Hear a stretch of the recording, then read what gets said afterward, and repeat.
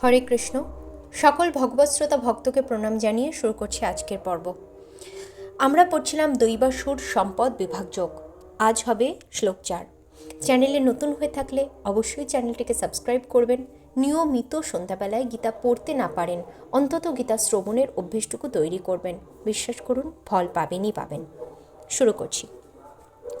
দম্ভ দর্পহ ভীমানশ্চ ক্রোধ পারস্যমেব চ অজ্ঞানং চাভিজাতস্য পার্থ সম্পদমাসুরীম। অনুবাদ: হে পার্থ, দম্ভ, দর্প, অভিমান, ক্রোধ, রূঢ়তা ও অবিবেক এই সমস্ত সম্পদ আসুরিক ভাবাপন্ন ব্যক্তিদের লাভ হয়। তাৎপর্য: এই শ্লোকে নরকে যাওয়ার প্রশস্ত রাজপথটির বর্ণনা করা হচ্ছে। অসুরেরা মহা আড়ম্বরের সঙ্গে ধর্ম ও আধ্যাত্মিক জ্ঞানের উন্নতি প্রদর্শন করতে চায়, যদিও তারা নিজেরা সেই সমস্ত নীতিগুলি অনুশীলন করে না। তারা সর্বদাই কোনো বিশেষ ধরনের শিক্ষা অথবা অত্যাধিক সম্পদের গর্বে অত্যন্ত গর্বিত।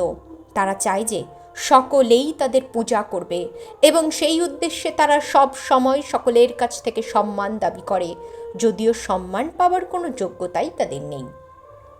খুব তুচ্ছ ব্যাপারে তারা অত্যন্ত ক্রুদ্ধ হয় এবং কঠোর স্বরে কথা বলে। তাদের মধ্যে কোনো রকম নম্রতা নেই। তারা জানে না তাদের কি করা উচিত এবং কি করা উচিত নয়। তারা সকলেই তাদের নিজেদের ইচ্ছা অনুসারে খামখেয়ালির বশে কাজকর্ম করে এবং তারা কারো কর্তৃত্ব মানে না। এই সমস্ত আসুরিক গুণগুলি তারা মাতৃগর্ভে তাদের শরীর গঠনের সময় গ্রহণ করে থাকে এবং তারা যতই বড় হয় এই সমস্ত অশুভ গুণগুলি ততই তাদের মধ্যে প্রকাশিত হতে থাকে।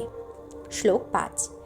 দৈবী সম্পদ বিমুখায় নিবন্ধায় আসুরি মাতা মা শুচ সম্পদং দৈবী মভি জাত হসি পাণ্ডব। অনুবাদ: দৈবী সম্পদ মুক্তির অনুকূল আর আসুরিক সম্পদ বন্ধনের কারণ বলে বিবেচিত হয়। হে পাণ্ডুপুত্র, তুমি শোক করো না, কেননা তুমি দৈবী সম্পদ সহ জন্মগ্রহণ করেছ। তাৎপর্য: আসুরিক গুণে যে অর্জুনের জন্ম হয়নি সেই কথা বলে শ্রীকৃষ্ণ তাকে এখানে উৎসাহিত করছেন। সেই যুদ্ধে তার জড়িয়ে পড়ার কারণ আসুরিক ছিল না, কারণ তিনি সপক্ষ ও বিপক্ষ যুক্তিগুলির বিবেচনা করে দেখছিলেন। তিনি বিবেচনা করছিলেন ভীষ্ম ও দ্রোণের মতো সম্মানীয় পুরুষদের হত্যা করা ঠিক হবে কিনা। সুতরাং তিনি ক্রোধ, দম্ভ অথবা নিষ্ঠুরতার দ্বারা প্রভাবিত হয়ে কর্ম করছিলেন না। তাই তিনি আসুরিক গুণ সম্পন্ন ছিলেন না। শত্রুর উদ্দেশ্যে বাণ নিক্ষেপ করা ক্ষত্রিয়ের ধর্ম এবং এই কর্ম থেকে নিরস্ত হওয়াকে আসুরিক বলে মনে করা হবে। সুতরাং অর্জুনের শোক করার কোনোই কারণ ছিল না। যিনি জীবনের বিভিন্ন বর্ণ ও আশ্রমোচিত আচরণ করেন তিনি দিব্য স্তরে অধিষ্ঠিত। হরে কৃষ্ণ। আজ এ পর্যন্তই সমাপ্ত। সুস্থ থাকবেন, সকলে সাবধানে থাকবেন। আসি, কমেন্টে হরে কৃষ্ণ অবশ্যই লিখবেন।